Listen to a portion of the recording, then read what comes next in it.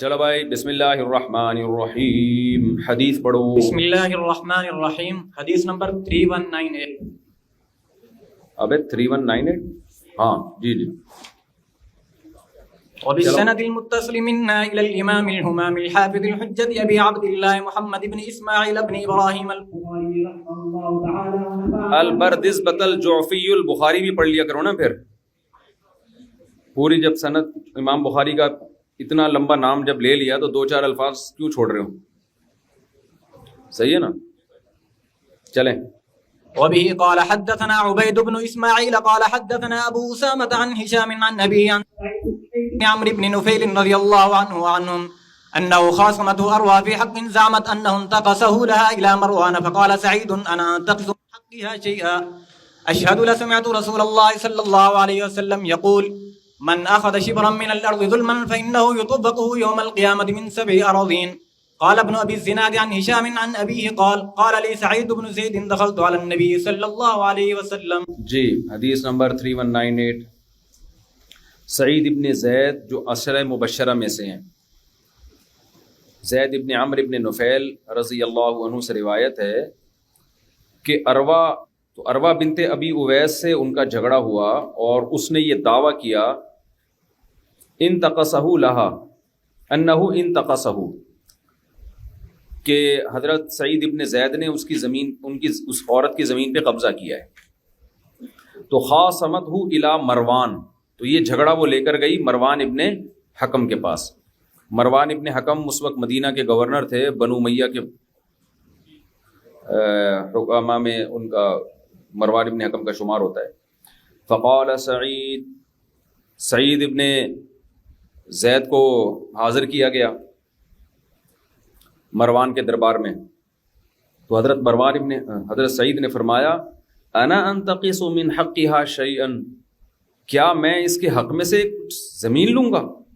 یعنی یہ کیسے ممکن ہے کہ میں یہ کام کروں؟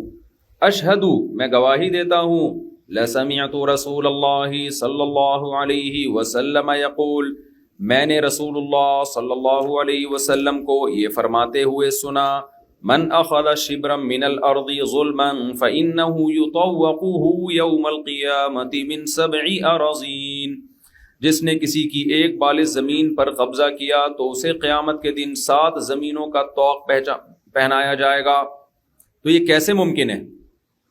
یہ ایسا نہیں ہے۔ اس کے بعد دوسری آگے روایات آ رہی ہیں، یہاں نہیں ہے میرے خیال ہے، دوسرے مقام پر پورا واقعہ یوں ہے کہ حضرت سعید ابن زید نے پھر اس عورت کے خلاف بد دعا دی، زمین تو چھوڑ دی اس کے لیے، حق بھی چھوڑ دیا کہ تو لے لے یہ زمین، ٹھیک ہے نا، حالانکہ اس میں حضرت سعید ابن زید حق پر تھے، مگر انہوں نے کہا میں نے نبی صلی اللہ علیہ وسلم سے جب یہ حدیث سنی ہے تو یہ کیسے ممکن ہے کہ میں کسی زمین پہ قبضہ کروں، اور پھر زمین اس عورت کے حق میں چھوڑ کے اس کو بد دعا دی کہ اللہ اس کی بینائی چھین لے اور اس کو اسی زمین میں جو یہ لے رہی ہے نا، اسی زمین میں اس کو موت دے۔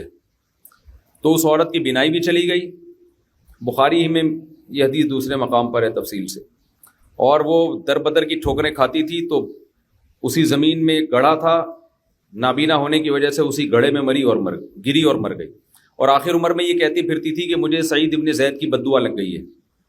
ایک روایت میں یہ بھی آتا ہے کہ لوگوں نے آ کے حضرت سعید ابن زید سے کہا کہ آپ نے اس کے لیے بد دعا کی اس کے خلاف جس کے یہ اندھی ہو گئی، تو آپ اللہ سے دعا کریں کہ اللہ آپ کی بد دعا واپس لے لیں۔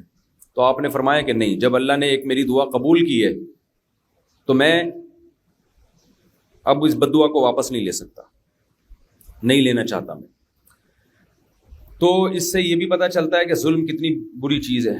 سعید ابن زید رضی اللہ تعالیٰ عنہ عشرہ مبشرہ میں سے، اپنا حق چھوڑ دیا انہوں نے، اور اس عورت کی بدبختی بھی پتہ چلتی ہے کہ عشرہ مبشرہ صحابی پر الزام لگا رہی ہے، اور حضرت سعید ابن زید نے اتنی بد دعا دی کیوں، اتنی سخت قسم کی؟ اس کی وجہ یہ تھی کہ آپ صحابی رسول تھے۔ یہ بہت اہم پوائنٹ ہے سمجھنے کا۔ اگر حضرت سعید ابن زید بد دعا نہ دیتے تو لوگوں کے درمیان یہ معاملہ شک اور شبہ میں رہتا کہ ہو سکتا ہے صحابی رسول نے خیانت کی ہو۔ بھائی ہوتا ہے نا، بعض دفعہ یہ بھی ممکن ہے جھوٹے گواہ مل جاتے اس عورت کو، قیامت تک کے لیے صحابی رسول کی عدالت مشکوک ہو جاتی کہ نہیں ہو جاتی؟ جو ملحد لوگ ہیں، ایتھیس لوگ ہیں، اسلام دشمن لوگ ہیں، اس واقعے کو بہت اچھالتے ہیں. ابے بھائی تمہارے یہاں تو بنو امیہ کے دور میں صحابی پہ الزام لگا تھا کہ زمین غصب کی ہے، اور گواہ بھی اس نے پیش کر دیے تھے، اور اس عورت کے حق میں فیصلہ بھی ہو گیا تھا. یہ تو تمہاری حالانکہ گورنمنٹ بھی اگر فیصلہ کرتی ہے تو غلطی تو اس میں بھی ہو سکتی ہے نا بھائی. جھوٹے گواہ بھی ہوتے ہیں، اصل تو فیصلہ قیامت کے دن ہوگا، لیکن ایک الزام تو لگ جاتا نا. اور اگر وہ عورت 2 گواہ پیش نہیں کر سکتی تو بھی شک میں تو پڑ جاتے بھائی کیا ہوگا، اور ہو سکتا ہے ان کے پاس گواہ، عورت کے پاس گواہ نہ ہو، اور معاذ اللہ انہوں نے جھوٹی قسم اٹھا لی ہو، تو شک میں تو ڈال دیا نا جب الزام لگایا. تو حضرت سعید ابن زید رضی اللہ عنہ کا یہ بد دعا دینا اس وقت کے لحاظ سے بالکل بنتا ہے. اب دیکھو وہ بد دعا قبول ہوئی تو آج صحابی رسول کی عدالت ہمارے بالکل واضح ہے سامنے، اور حضرت سعد نے اپنی زمین بھی چھوڑ دی. آپ کہہ سکتے ہیں ویسے ہی زمین چھوڑ دیتے، ویسے ہی چھوڑ دیتے تو اس بات کا امکان موجود تھا. لوگ کہتے اصل میں اب تو اور پکا یقین ہو گیا کہ یہ زمین کس کی تھی، عورت کی تھی، تبھی تو چھوڑ دی، ورنہ چھوڑتے کیوں. تو اس سے جو اصل بات سمجھانے کی ہے عدالت صحابی. صحابی پہ انگلی اٹھتی، حدیثیں کیا ہو جاتی، مشکوک. یہ جو اہل سنت والجماعت کا اجماعی مسئلہ ہے، الصحابۃ کلہم عدول، صحابہ سارے کے سارے کیا ہیں، عادل ہیں. عادل کا مبالغے کا صیغہ عدول ہے، سمجھتے ہو نا. تو صحابہ سارے کے سارے عادل ہیں، تو یہ مسئلہ کیا بن جاتا، مشکوک ہو جاتا. پھر کیا ہوتا کہ جب ایک صحابی کی عدالت مشکوک ہوتی تو باقیوں کا بھی ہوتا ہے. یار جب ان سے ہو سکتا ہے تو دوسروں سے بھی ہو سکتا ہے، جب سب سے ہی ہو سکتا ہے تو کسی حدیث پہ بھی اتنا اعتماد رہتا ہے جتنا اب ہے. اس سے آپ اندازہ لگائیں، میں اس کو اتنا لمبا ڈیٹیل میں کیوں بیان کر رہا ہوں، اس سے اندازہ لگائیں کہ یہ جو اہل سنت والجماعت کے علماء حضرت معاویہ کے بارے میں اتنے سینسیٹیو ہیں، اتنے حساس ہیں، یہ اسی وجہ سے ہیں. سمجھتے ہو کہ نہیں سمجھتے؟ حضرت معاویہ سے گناہ نہیں ہوا، غلطی ہوئی ہے، اجتہادی غلطی. اگر آپ اس غلطی کو اجتہادی نہیں مانتے اور آپ یہ کہتے ہو کہ حضرت معاویہ نے سیدنا علی کے خلاف تلوار حکومت کی لالچ میں اٹھائی، تو مجھے ایک بات بتاؤ، سعید ابن زید کا معاذ اللہ اگر یہ جرم ہم مان لیتے ہیں کہ انہوں نے واقعی زمین غصب کی، تو یہ جرم بڑا ہے یا حضرت معاویہ کا جرم بڑا ہے؟ پھر حضرت معاویہ کا جرم تو پھر اس سے معاذ اللہ کئی گنا زیادہ بڑا ہے، کیونکہ اس میں تو دونوں طرف صحابہ کی جانیں گئی ہیں، مسلمانوں کا خون بہا ہے، اور وہ بھی مقدس ترین مسلمان، اور داماد رسول کے خلاف تلوار اٹھی ہے. سمجھتے ہو کہ نہیں سمجھتے؟ داماد رسول کے خلاف تلوار اٹھی ہے، خلیفہ برحق کے خلاف اٹھی ہے. وہاں تعویل کرنا اس سے بھی زیادہ ضروری ہے، اور وہ تعویل یہی ہے کہ وَإِن طَائِفَتَانِ مِنَ الْمُؤْمِنِينَ اقْتَتَلُوا فَأَصْلِحُوا بَيْنَهُمَا. اور دوسری بات، اذا اجتہد المجتہد، جب مجتہد کوئی اجتہاد کرتا ہے، فإن اصاب فلہ اجران وإن اخطأ فلہ اجر واحد. درست نتیجے پر پہنچے 2 اجر، غلط نتیجے پر پہنچے تو بھی 1 اجر ملتا ہے. اب اس میں بڑا اجتہاد ہو یا چھوٹا اجتہاد ہو، حدیث میں ایسی کوئی قید نہیں ہے یہ اجتہاد ہی.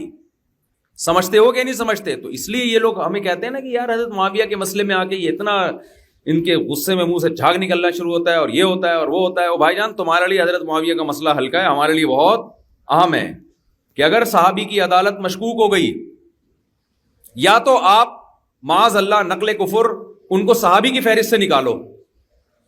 شیعہ یہ کام کر سکتا ہے، اہل سنت یہ کام نہیں کر سکتے. کیوں؟ اس لیے کہ آپ کو بخاری مسلم کی حدیثوں سے ہاتھ دھونے پڑ جائیں گے. وجہ اس کی یہ ہے کہ آپ اگر معاذ اللہ ان کو صحابی کی فہرست سے نکال کے فاسق اور فاجر لوگوں کی فہرست میں داخل کرنا شروع کر دیں، تو ایک بات تو یہ اجماع امت کے خلاف ہوگا، یہ ویسے ہی گمراہی ہے. تو معاذ اللہ آپ کو ان کو منافقین میں ماننا پڑے گا نا. پھر اس کا مطلب یہ ابو بکر رضی اللہ عنہ نے معاذ اللہ، مجھے تو یہ لفظ بولتے ہوئے بھی ڈر لگ رہا ہے کہ جھوٹ موٹ میں بھی ہم منافق بولیں ان کو، تو یہ بہت سارے اشکالات کھڑے ہوں گے. اور اگر آپ ان کو فاسق مانتے ہو، جیسے کہ بعض اہل سنت کی طرف منسوب ہیں، لیکن ہم کہتے ہیں کہ ہم ان کو رضی اللہ عنہ بھی کہتے ہیں اور یہ بھی کہتے ہیں کہ انہوں نے اجتہادی غلطی نہیں تھی، اس کا مطلب آپ ان کو فاسق مان رہے ہو. تو مجھے ایک بات بتاؤ، اتنے بڑے فاسق کی حدیث مقبول ہوگی؟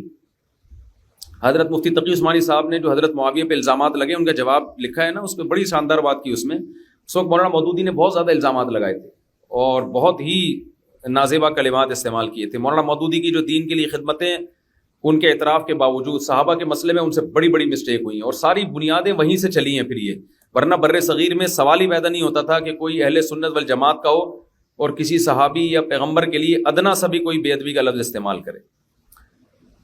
یہی وجہ ہے کہ ڈاکٹر اسرار احمد نے مولانا مودودی کو چھوڑا, پھر جماعت اسلامی کو چھوڑا اور مولانا مودودی کی رائے سے اختلاف بھی کیا تھا انہوں نے, اور اس کا ویڈیو ریکارڈنگ بھی موجود ہے کہ مولانا مودودی اس میں غلوف کا شکار ہو گئے تھے.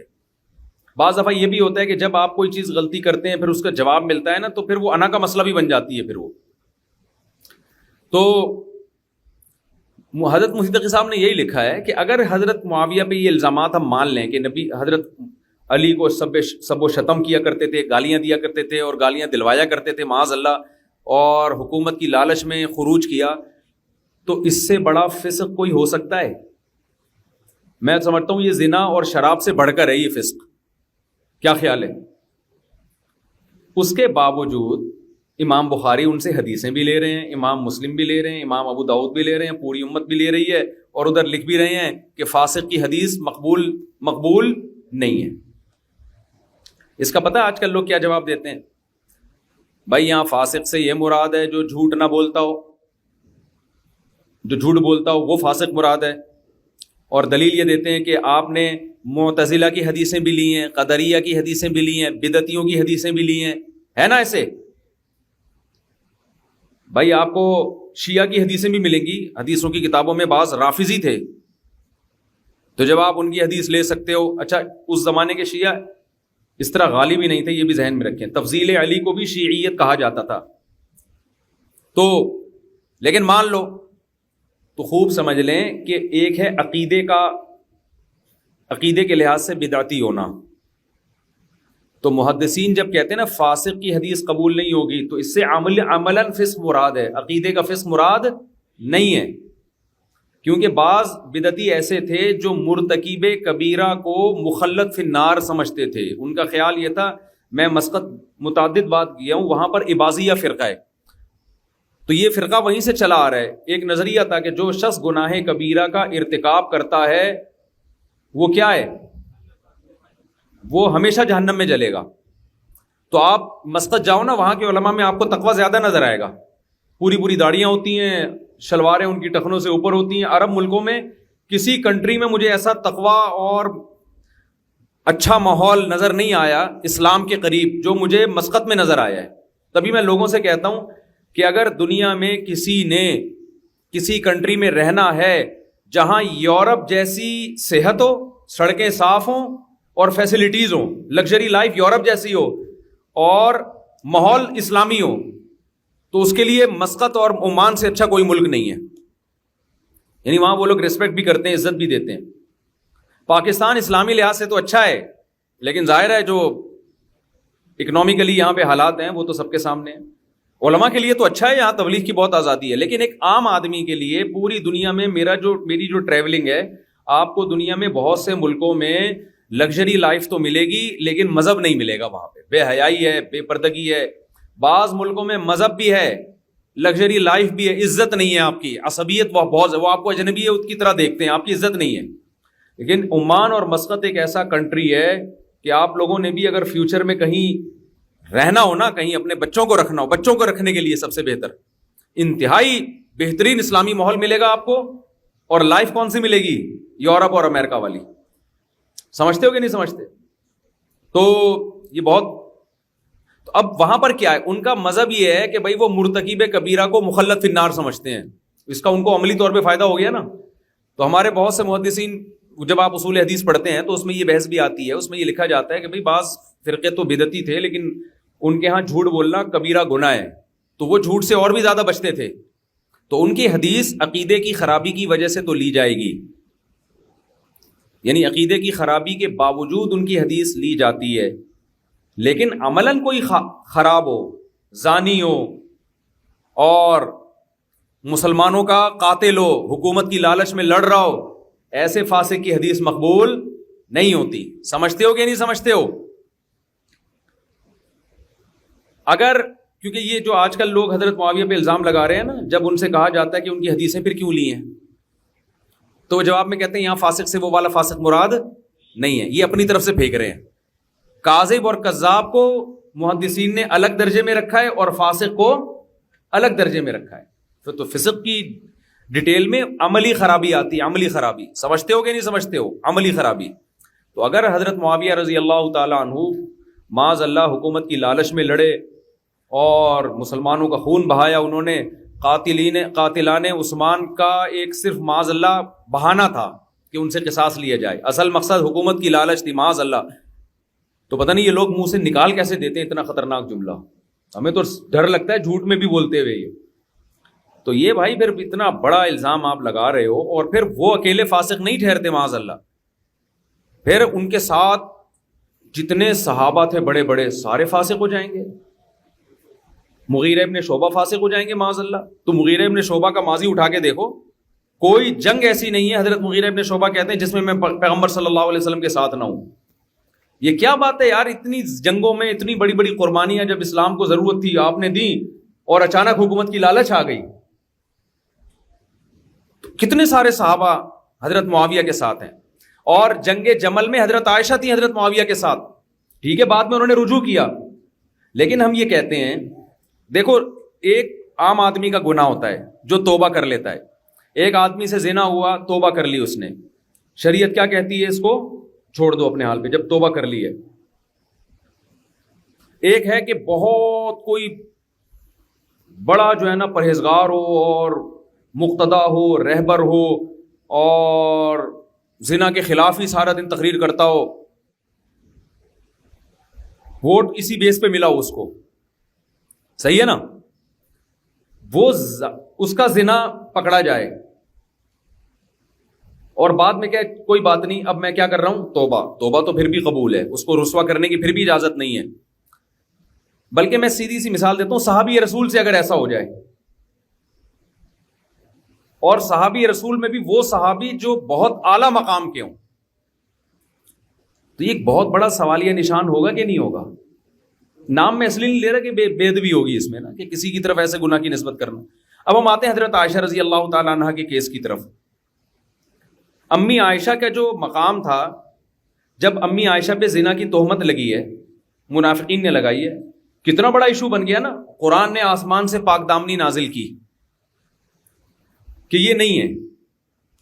خدا نخواستہ اگر ایسا ہوتا کہ بھائی توبہ کر لیں, اگر ہو گیا تو کیا یہ ہلکی بات ہوتی ہے بھائی؟ قیامت تک کے لیے غیر مسلموں کو پروپیگنڈا کرنے کا ایک بہترین موقع نہیں ملتا کیا؟ پیغمبر کی زوجہ سے معاذ اللہ, اور پیغمبر کی ازواج کو اللہ ہمیشہ زنا سے محفوظ رکھتا ہے. یہ بھی اہل سنت والجماعت کا اجماعی عقیدہ ہے کہ پیغمبر کی زوجہ کافرہ ہو سکتی ہے, زانیہ نہیں ہو سکتی, کیونکہ حدیث میں آتا ہے ولدت من نکاح لا من صفاح آدم سے لے کے آج تک انبیاء کا جو نسب ہے اس میں کوئی شک و شبہ نہیں ہوتا. تو انبیاء کی زوجہ کبھی زانیہ نہیں ہوتی تاکہ انبیاء کا نسب خراب نہ ہو, اس میں ایک شک بھی پیدا نہ ہو. سمجھتے ہو کہ نہیں سمجھتے؟ تو اللہ نے جو برات کا اعلان کیا نا وہ یہ کہ یہ نہیں ہوا ان سے. اب ہم کہتے ہیں کہ حضرت معاویہ رضی اللہ تعالی عنہ کے ساتھ حضرت عائشہ نے جنگ جمل میں ساتھ دیا. اگر یہ فسق ہوتا, اجتہادی نہیں بلکہ حقیقی فسق ہوتا, تو حضرت عائشہ کا یہ کہہ دینا کہ میں نے توبہ کی ہے, یہ اس کو امت کے لیے قبول کرنا آسان نہیں تھا. بھائی جب اس کا مطلب آپ نے اس کو جرم سمجھا, امت کی تلواریں چلی, خون بہا, اور بعد میں آپ نے کیا کہہ دیا, میں نے توبہ کر لی ہے. تو یہ اتنی آسانی سے قابل قبول نہیں ہے. ہم یہ کہتے ہیں حضرت عائشہ جنگ جمل میں گئیں, وہ یہ سمجھ رہی تھیں کہ میرا جنگ جمل میں جانا ٹھیک ہے, بعد میں ان کا خیال ہوا کہ ٹھیک نہیں ہے. تو جنگ جمل میں جانا آپ کا اجتہادی غلطی تھی آپ کی.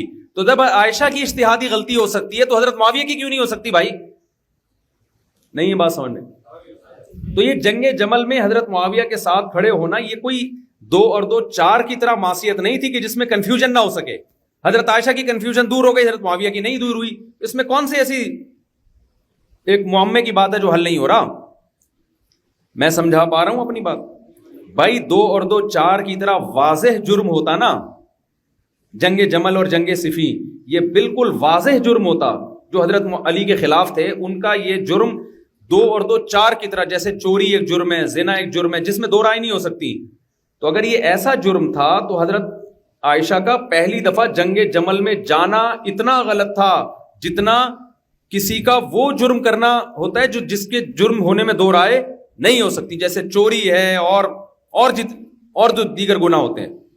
تو حضرت عائشہ جنگ جمل میں گئیں وہ یہ سمجھ کے کہ میرا یہاں جانا کیا ہے ٹھیک ہے. بعد میں خیال ہوا کہ ٹھیک نہیں ہے، اس کا مطلب اس میں 2 رائے ہو سکتی تھی. پہلے حضرت عائشہ کی رائے وہ تھی، بعد میں چینج ہوئی. تو حضرت جب جنگ جمل میں آپ یہ تعویل کر لیتے ہو کہ جو لوگ حضرت عائشہ کے ساتھ تھے وہ اجتہادی خطا پہ تھے، تو جنگ صفی میں بھی یہی تعویل کر لو کہ جو لوگ حضرت معاویہ کے ساتھ تھے وہ اجتہادی خطا پہ تھے.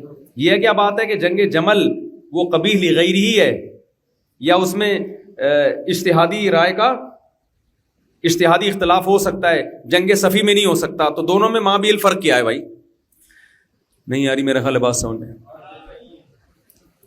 بھائی. جنگ جمل جو تھی اس میں دونوں پہلو نکل سکتے ہیں، خطا اور ثواب دونوں پہلو نکل سکتے ہیں نا. تبھی تو حضرت عائشہ کے عمل کی ہم تعویل کریں گے کہ شروع میں ان کا خیال یہ تھا کہ میں حق پر ہوں، بعد میں خیال ہوا کہ مجھ سے غلطی ہوئی ہے. تو اس کا مطلب جنگ جمل ایسی جنگ تھی بھی حضرت علی کے خلاف، لیکن داماد رسول کے خلاف ہونے کے باوجود اس میں حق اور باطل دونوں پہلو نکل سکتے ہیں. تو یہی بات جنگ صفی میں کیوں فٹ نہیں آ سکتی بھائی؟ تو ہم کہیں گے حضرت عائشہ سے اجتہادی خطا ہوئی، حضرت معاویہ سے اگلی دفعہ بھی اجتہادی خطا ہو گئی، صحیح ہے نا. تو ہم خطا پہ اعتدال کی راہ یہی ہے. ناصبی کیا کرتے ہیں، وہ تو مانتے ہی نہیں ان کو خطا پہ، اور رافضی کیا کرتے ہیں، وہ فاسق و فاجر کہتے ہیں. اعتدال کا راستہ اہل سنت والجماعت کا ہے، اور یہ بہترین راستہ ہے. خطا بھی ہے لیکن کون سی خطا ہے؟ اجتہادی خطا ہے. اس سے بہت سارے مسائل حل ہو جائیں گے. اس کے علاوہ کوئی اور راستہ اختیار کرو گے تو دلدلوں میں پھنستے چلے جاؤ گے، کبھی نکل نہیں پاؤ گے ان دلدلوں سے. اور یہ جو حضرت معاویہ پہ اعتراض کیا جاتا ہے نا، وہ یدعونہم الی النار، بخاری کی حدیث پیش کی جاتی ہے. ان کے علماء کئی دفعہ جواب دے چکے ہیں. فرض کر لو کہ وہ خبر واحد میں یہی ہے کہ جو حضرت معاویہ علی کے خلاف لشکر ہوگا وہ یدعونہم الی النار ہی ہوگا، وہ لوگوں کو جہنم کی آگ ہی کی طرف بلائے گا، اور کوئی مطلب نہیں بنتا اس کا.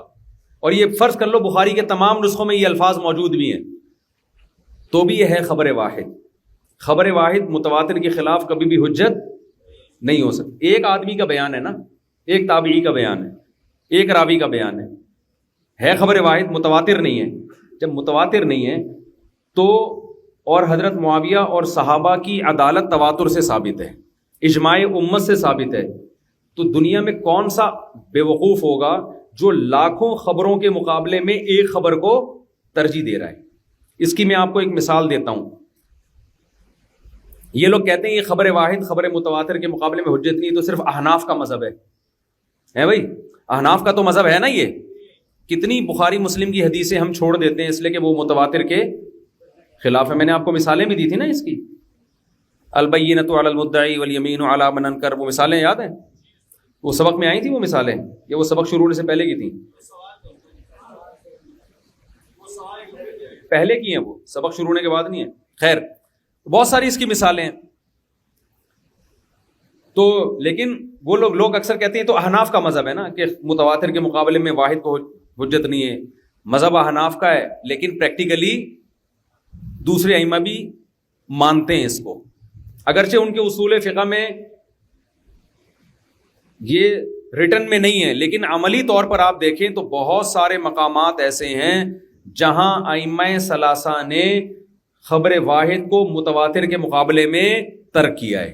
علامہ شوکانی جو غیر مقلد عالم سمجھے جاتے ہیں، انہوں نے یہ بات لکھی ہے کہ یقینی چیز کے مقابلے میں غیر یقینی حجت نہیں ہے. میں آپ کو اس کی ایک مثال دیتا ہوں.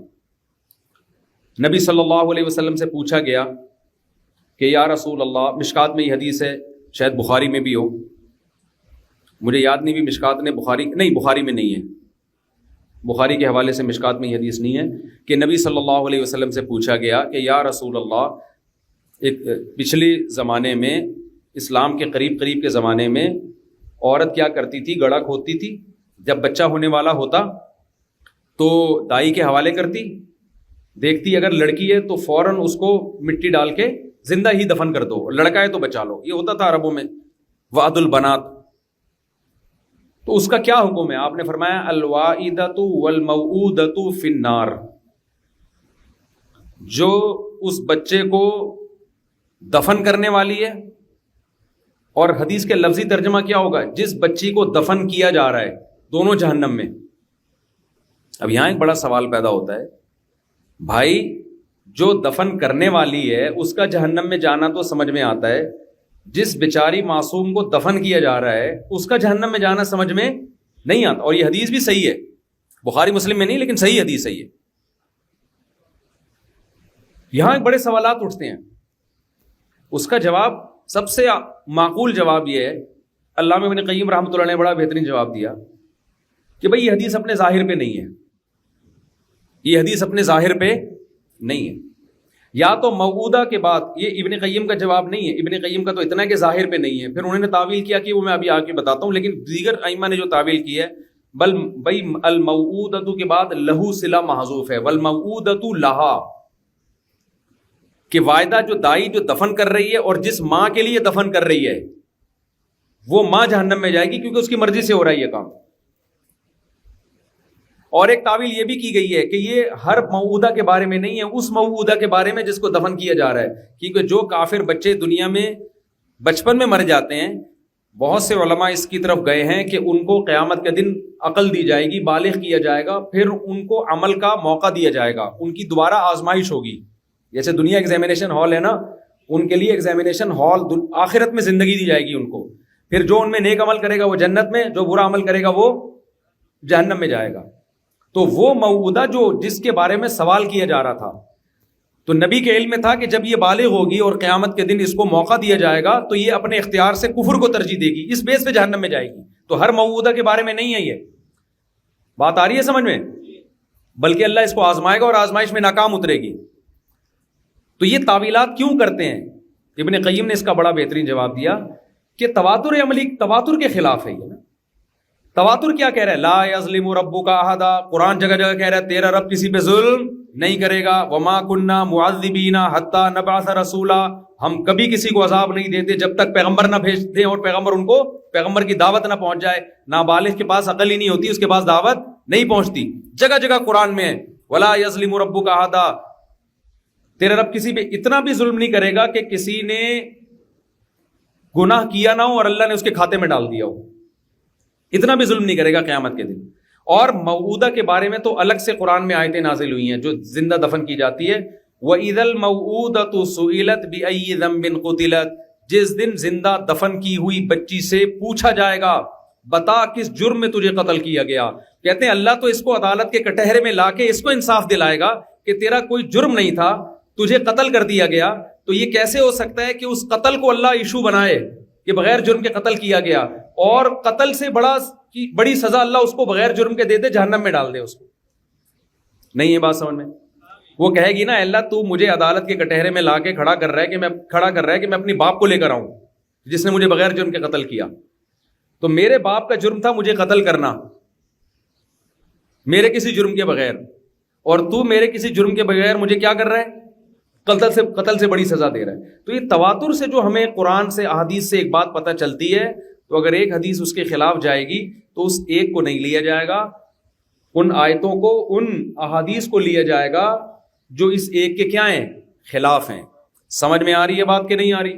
تو سیدنا معاویہ اور باقی دیگر صحابہ کے جو عدالت کی احادیث اور قرآن کی آیات ہیں وہ تواتر, سب سے بڑا تواتر تو اجماع امت ہے. سمجھتا ہے کہ نہیں سمجھتا ہے؟ پھر حالات, ابو بکر ان پہ اعتماد کر کے گورنر بنا رہے ہیں ان کو, حضرت عمر جیسے سخت جو ذرا سی بات پہ معزول کر دیتے تھے, خالد ابن ولید کو صرف اس بیس پہ معزول کر دیا کہ لوگ سمجھ رہے ہیں کہ آپ کی وجہ سے فتوحات ہو رہی ہیں, اور کوئی بیس نہیں. حضرت خالد بن ولید کہہ سکتے تھے مجھے پیغمبر نے اللہ کی تلوار بنایا, بھائی اللہ کی تلوار کا لقب دیا, اتنا اعتماد کیا اور میں نے اتنی فتوحات کی, زندگی میری گزر گئی لڑائیوں میں. پھر ابو بکر نے اعتماد کیا, آپ نے آتے ہی مجھے بغیر وجہ کے معزول کر دیا. تو حضرت عمر جب ایکشن لیتے تھے کسی سے ڈرتے نہیں تھے, ان کا خیال تھا بس بھائی میرا فیصلہ ہے. اور خالد بن ولید نے بھی کہا دل و جان سے آپ کا فیصلہ قبول ہے, پہلے میں کمانڈر بن کے لڑتا تھا اب سپاہی بن کے لڑوں گا. اخلاص تھا نا ان لوگوں میں. تو یہاں بھی ایسا ہی ہے بھائی. ابو بکر بھی ان کو کمانڈر بنا رہے ہیں, حضرت عمر بھی بنا رہے ہیں, حضرت عثمان بھی اعتماد کر رہے ہیں, حضرت علی کو بھی نے بھی معزول نہیں کرنا تھا. مسئلہ اتنا خطرناک ہو گیا کہ آج دیکھو خبریں پہنچتی ہیں تو کتنا پروپیگنڈا ہوتا ہے میڈیا کے ذریعے. اس دور میں کیا لوگوں نے پروپیگنڈا نہیں کیا ہوگا؟ تو آپ کہہ لو یار پروپیگنڈے کی وجہ سے غلط فہمیوں کا شکار ہو گئے اور لڑائی ہو گئی.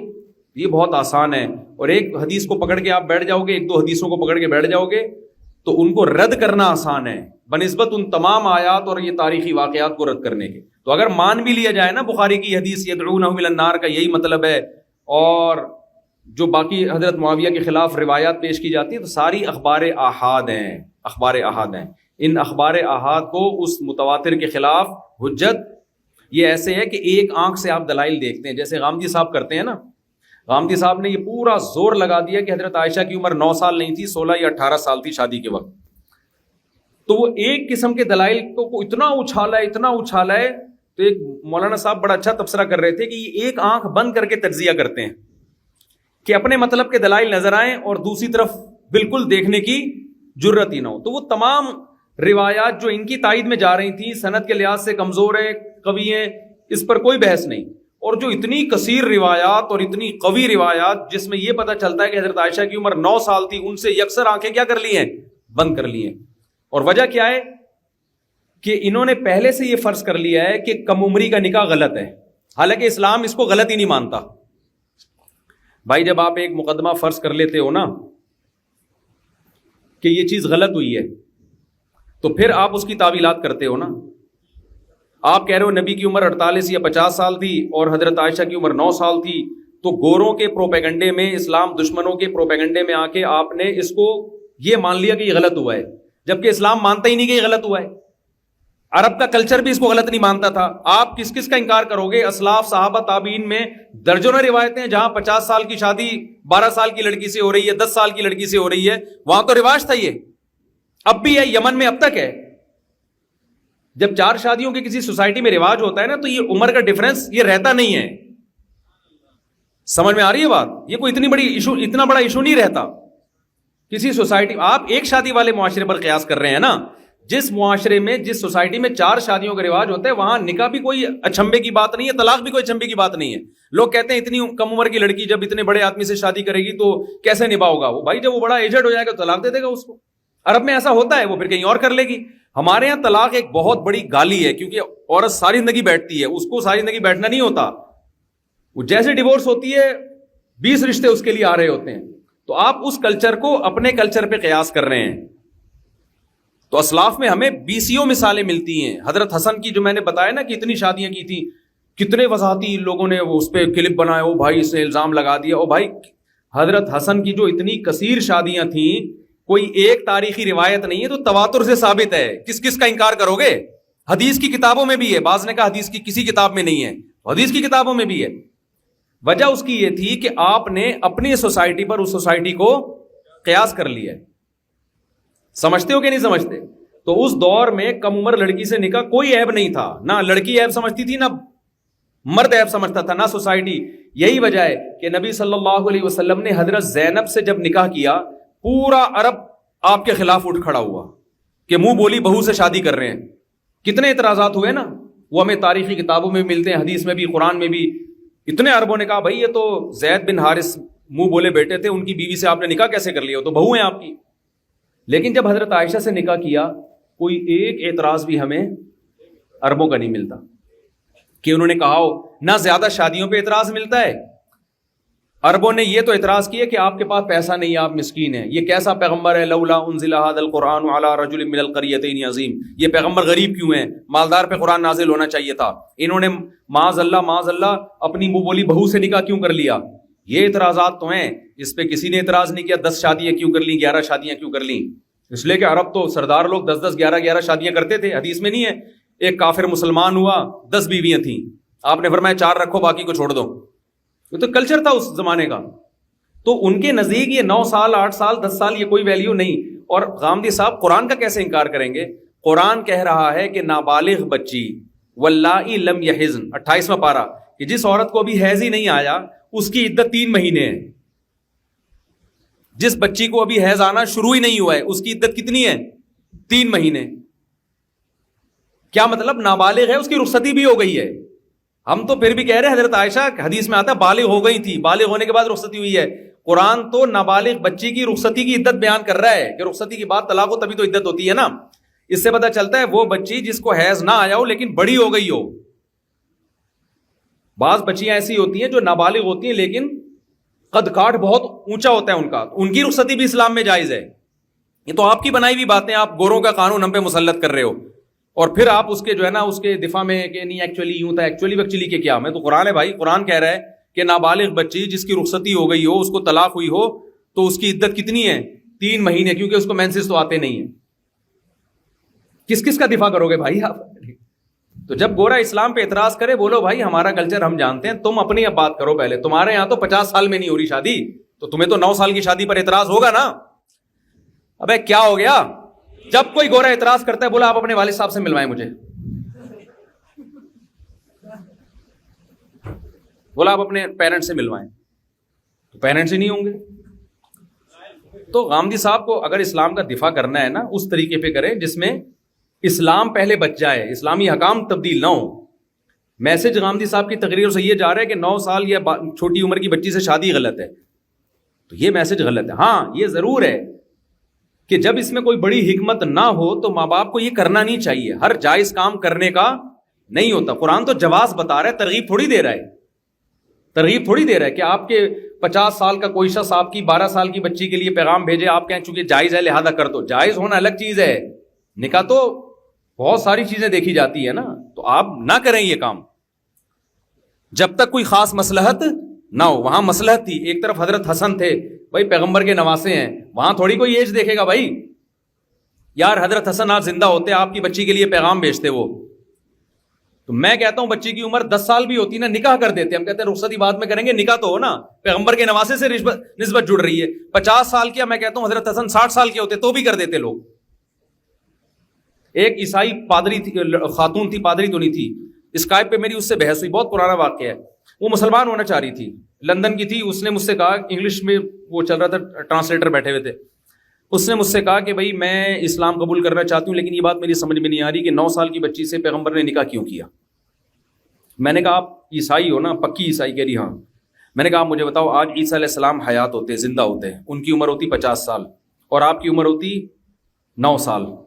عقل آپ کی کامل ہو چکی ہوتی, شعور آپ میں آ چکا ہوتا, آپ بالغ ہو چکی ہوتی.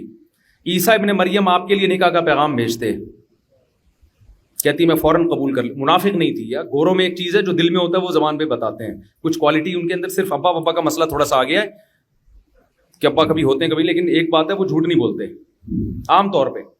اس نے کہا میں کر لیتی. ظاہر ہے یار عیسیٰ ابن مریم ہے نا. میں نے کہا آپ کر لیتی تو امی عائشہ یہ آپشن اور ان کے ابا یہ آپشن کیسے چھوڑ دیتے بھائی؟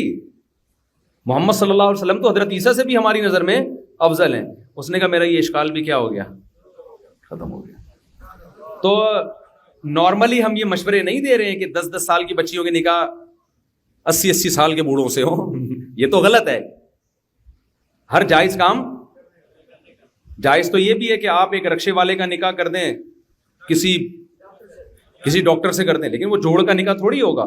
اس لیے ولی کی اجازت اور یہ شریعت نے شرطیں لگا دی ہیں اس میں کہ غیر کفو میں نکاح نہ ہو.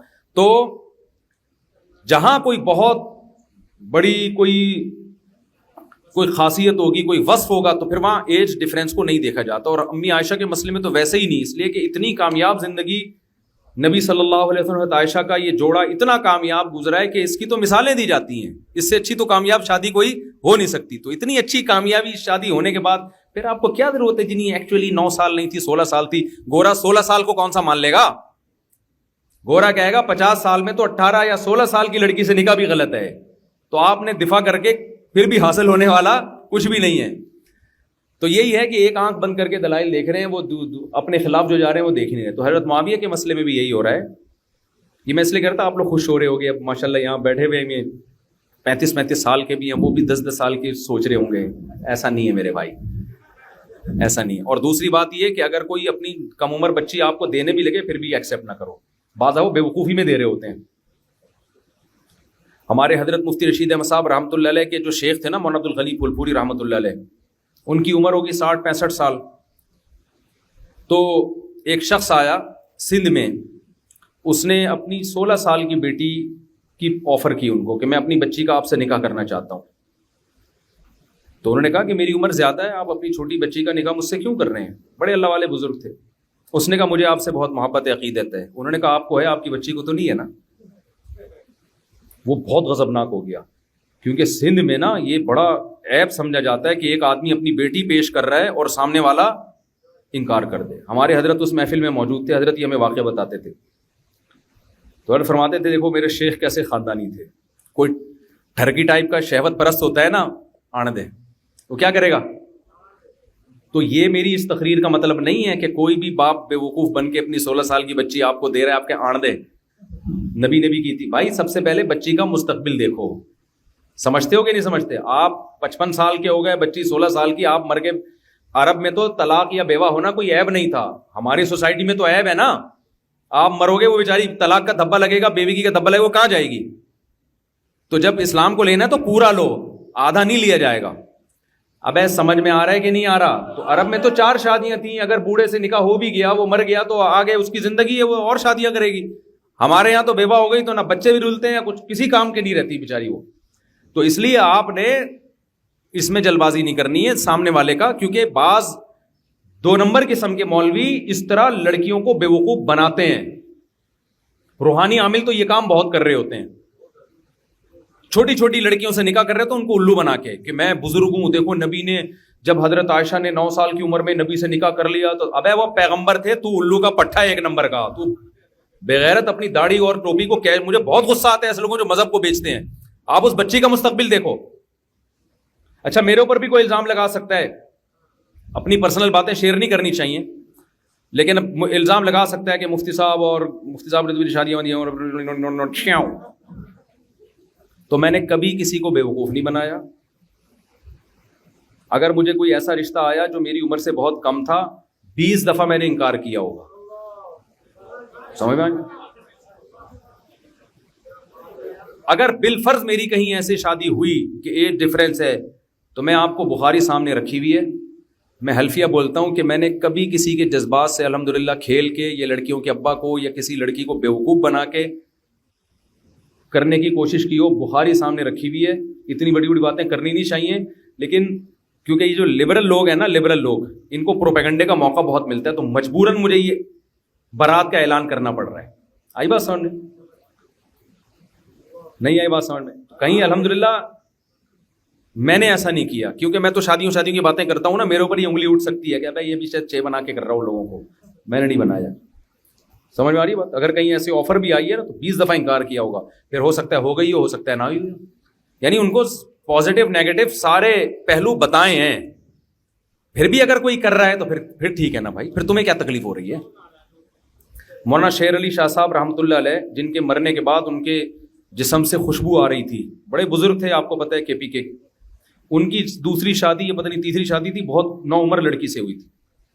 بالکل ان کی جو زوجہ تھی نا وہ کم عمر تھی, ان کی عمر زیادہ تھی. تو وہاں بھی یہی تھا کہ لڑکی بھی راضی تھی, ان کے ابا بھی راضی تھے, ان کی طرف سے اصرار تھا. ایسے موقع پہ پھر کرنا ٹھیک ہے بھائی. پھر اگر پڑوسیوں کو تکلیف ہو رہی ہے, یہ اتنی عمر زیادہ, ان کی عمر کم, اس کا مطلب تمہیں نہیں مل نہیں رہی, تو تمہیں کیا ہو رہی ہے؟ تکلیف ہو رہی ہے. تو جلنے والے جلیں. کوئی جل گیا, کسی نے دعا دی, بلے شاہ کی دیوانی پیچھے لکھا ہوتا ہے رقصوں کے. لیکن جو آج کل بے وقوف بنا کے کر رہے ہیں روحانی عامل لوگ, اور لڑکی کے ابا کو ایکچولی, اور پھر نبی کی مثالیں دی جاتی ہیں, تو یہ مثالیں غلط مثالیں ہیں. ٹھیک ہے نا؟ آپ اپنے آپ کو پیغمبر پر قیاس مت کریں, کسی کے جذبات سے مت کھیلیں, کیونکہ یہ میں نے دیکھا ہے روحانی عاملوں میں اور 2 نمبر قسم کے مولویوں میں نا, لڑکیوں کو الو بناتے ہیں, وہ ان کے جذبات سے کھیلتے ہیں. ان کو چاہیے آپ ان کو بتاؤ کہ بھائی آپ کی عمر کم ہے, تو آپ اگر میرے سے نکاح کرو گی, یا آپ کی, میں تھوڑے دنوں میں دنیا سے جانے والا ہوں, ایکسپائر ہونے والا ہوں, آپ ان کو بتا دو. تو آپ کہ ابھی کسی ینگ لڑکے سے, یہ لونڈے لپاڑے ینگ بیٹھے ہوئے ہیں, ان میں سے کسی سے بھی نہیں کراؤ, ان کے علاوہ کسی سے بھی کرا دو, یعنی ان سے کرا دو. سمجھتا ہے کہ نہیں سمجھتا؟ تو بیوقوف نہ بناؤ کسی کو. یہ پورا بحث آج اسی پہ گزر گئی ہماری.